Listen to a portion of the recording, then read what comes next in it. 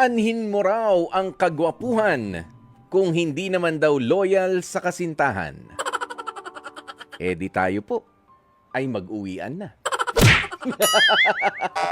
Ayan, pero aanhin nga raw ba ang kagwapuhan kung hindi naman loyal sa kasintahan? Yan kasi ang tanong nito mga kausap natin na si Larry. Sa mga babaeng pogi lang ang hanap. Aminado kasi itong si Larry na tanging ang meron lang daw siya ay ang pagiging loyal. Idagdag pa, yung napapansin niya rin na pangtitohan na raw o pangtito yung outfitan niya. Yung pagbibihis niya at yung kanya mga galawan.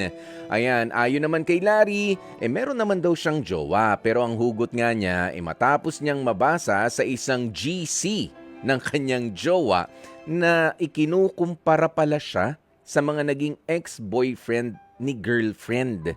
Aba, oo, masakit man pero nabasa ni Larry na pihadong mas gwapo, mas pogi raw at maporma ang mga ex-jowa ng kanyang kasintahan. Kaya naman kausapin na natin 32 years old mula sa Pangasinan. Larry, magandang tanghali sa'yo. Larry? Gandang tangali po kayo po. Oo, okay. Larry, gaano na kayo katagal ni girlfriend? 6 months po. Bago-bago pa lang pala kayo ni ni girlfriend, 6 months pa lang. Yan ba ay seryosohan na ligawan o yung tukso-tuksuhan lang tapos nagkakantsawan o wala ka naman jowa, wala rin akong jowa, tara, tayo na lang. Seryoso. Seryoso naman po. Seryoso talaga. Ikaw ba ay umakyat ng ligaw dito talaga kay girlfriend? Opo. Humarap ka naman sa bahay nila.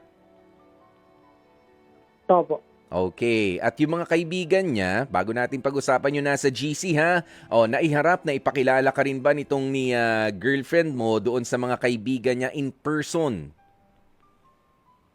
Hindi pa naman po sa lahat. Yung lang po, bilang lang po. Ilan lang sa mga kaibigan niya? Oo. Okay.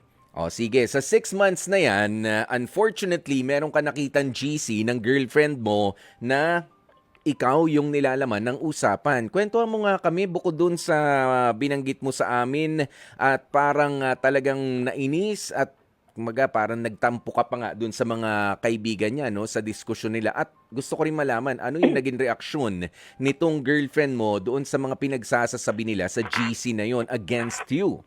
Sige nga, Larry.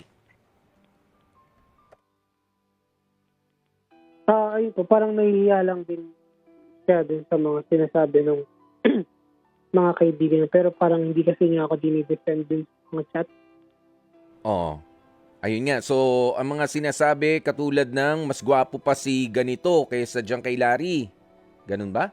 Mga kantsawan? Tapos yun nga po, sa kulay ko din po kasi aminado naman po akong maitim naman talaga. Okay. Medyo na-hurt lang na-hurt lang po talaga ako kasi siyempre bilang alam mo, girlfriend ko na po siya. Na-expect ko hindi defend din. alam mo sa ngayon, Larry, mas nag-aalala ako sa ubo mo kaysa dyan sa sitwasyon mo sa sa girlfriend mo. Parang ubo ka ng ubo o ninenervyos ka lang? Naisip po na tubo lang po. Yun. Yan na lang kaya pag-usapan natin. Ano na bang iniinom mong gamot? Pero sige, balik tayo dito, Larry. Kumbaga, hindi ka dinedepensahan nitong girlfriend mo doon sa mga sinasabi ng mga kaibigan niya. Ano lang yung nagiging reaksyon niya? Parang sinasakyan niya na lang din po kasi parang medyo nahihiya lang din siya. Nahihiya siya. Nahihiya dahil, tinanong mo ba siya about it? Yung mga sa mga forma ko po kasi siyempre medyo tito outfit na nga po. Anong ibig sabihin ba ng tito outfit? Ako, tsuhin na rin ako eh. Actually, lolo na ako, may apo na ako sa pamangkin eh. Pero ewan ko, marami pa rin naman nagsasabi dyan na hindi naman sa nagyayabang ha. Diba? Paano tito outfit? Kasi komportable kasi sa akin yung outfit ko ngayon na. Dito po kasi ako nasanay. Yan, alam mo. Parang siyempre ngayon. Swak na swak. Kinukumpara lang po dun sa mga past relationship. Swak na swak yung sinabi mo. Kung saan ka komportable, yun dapat. For as long as yung mga isinusuot natin mga damit, kay pang tito yan, kay pang mga millennials yan, o centenarians pa yan, ay ang mga isinusuot natin. Basta komportable tayo at hindi naman nakikita yung mga bahagi ng katawan natin na hindi dapat makita ng publiko, okay lang yan. Oo, kahit anong kulay pa yung isuot mo eh. 'Di ba? Wala namang Oh, problema. O basta hindi nakakahilam kang tignan. Oo, 'di ba? Yung ganyan parang hindi naman masakit sa mata tignan. But then again, so sa ngayon nga, ayan na, medyo bumaon yung pagka-insecure mo mula dun sa mga dati niyang jowa. Pero nabanggit mo na ba ito kay girlfriend? opo, nabanggit ko naman ako. Oh, ano nga naman ang sinabi niya sa iyo ng personal kung bakit niya hinayaan naman na makapag-usap yung mga kaibigan niyang ganon sa GC? Yun nga lang, parang nahihiya nga din po siya kasi nga hindi niya alam daw kung paano i-defend yung Hmm. yes, yung side ko po. Yan. Pero alam mo, wala naman kasi dapat wala namang kailangang Opo. i-defend eh. O walang kailangang pero siguro dapat pinigil na yung usapan na yon. Kung ito ngang si girlfriend mo ay nire-respeto rin yung desisyon niya. Kasi ganun yun sa mga kapatid po natin nakikinig.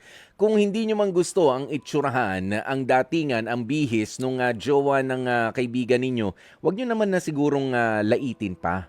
Oo, or at least siguro mag-suggest kayo na tulungan sa tamang pagbibihis o yung mas maganda para mas maging bagay kayo. Pero yung lait-laitin, hindi naman maganda. So ang sinasabi mo dito, nalait-lait ka na pati yung itsura mo, di ba? Iyan na yun eh. Hindi na natin basta ano yan mapapalitan yan, tama? Opo, kayo po. Pero alam mo, dapat magpasalamat ka pa rin sa girlfriend mo. Kahit ba narinig niya yan mula sa kanyang mga kaibigan, nag-iba ba ang pakikitungo niya sa'yo? Ay, hindi naman po. Hindi naman. Mas lalo bang lumalalim at nagiging sweet si girlfriend sa'yo ngayon? Ganun pa din naman kayo po. Ganun pa rin. Alam mo, Ang yun... gusto ko lang sana Oh, kausapin niya lang yung mga kaibigan niya na sana tumigil na gano'n. Change topic na lang. change topic na lang. Bakit hanggang ngayon ba na ikaw pa rin ang laman ng GC? Ngayon ko po hindi ko po alam. Ayoko Oo. na din po kasing itanong. Wag na. Ang importante dito is kayong dalawa. Nag-uumpisa pa lang kayo, 6 months pa lang kayo sa relationship ninyo. Kung gwapo ang dating mo sa kanya, okay naman, pasado. In the first place, hindi ka sasagutin yan kapag hindi ka niya nagustuhan. 'Di ba?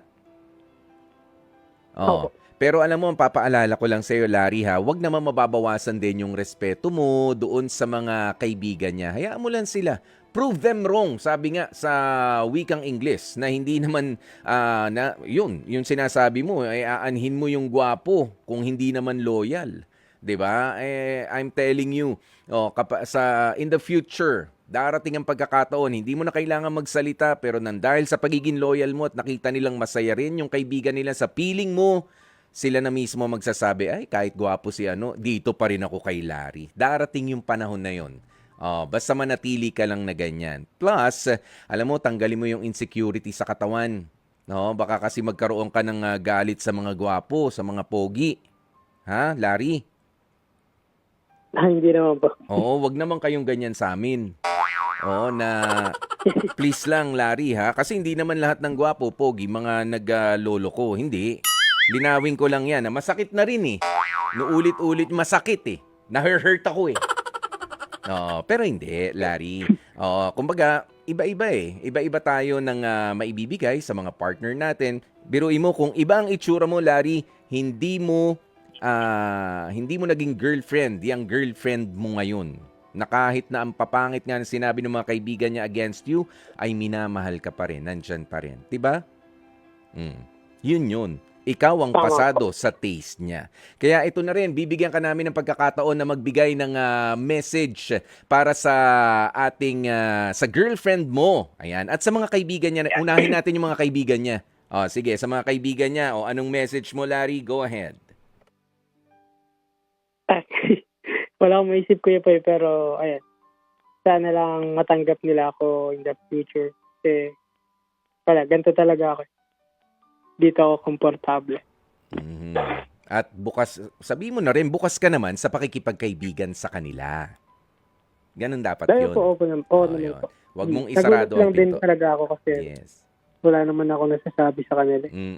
Tsaka hindi pa nga kayo magkakakilala. Yun pa nga yun. Oo. Kaya siguraduhin mo, pagka nagkaharap-harap kayo, pakita mo yung totoong ikaw, yung mabait. Okay? At syempre, ano naman ang mensahe mo para kay jowa? Ayun, stay strong pa din siya ate. Wala naman po ako masasabi sa kanya Kuya Pai kasi naiintindihan ko naman yung Kahit I love you? side niya na Wala talaga. private na lang po Kuya Pai. Nahiya Private. lang ako dito. Oo. Nasa trabaho ka? Opo. Kala ko nasa ospital. Pagaling ka ha. Pagalingin mo na yung ubo mo. Baka mahawahan mo pa Opo, yung opo. partner mo. Larry, pero maraming salamat sa iyo. Huwag may insecure. Ikaw yan, kaya ka tinanggap ng jowa mo.